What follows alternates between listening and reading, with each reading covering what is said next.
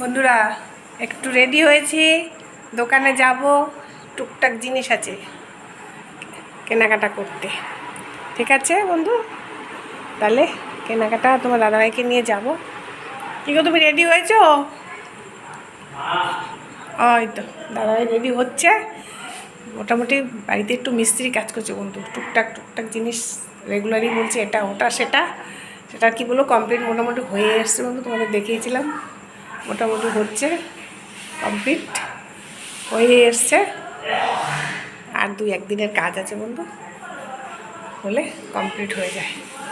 প্রচণ্ড পরেশানি হয়ে যাচ্ছে, আর হচ্ছে না। একটু পুজো টুজো আসছে সামনে, অনেক বছরই করানো হয় না।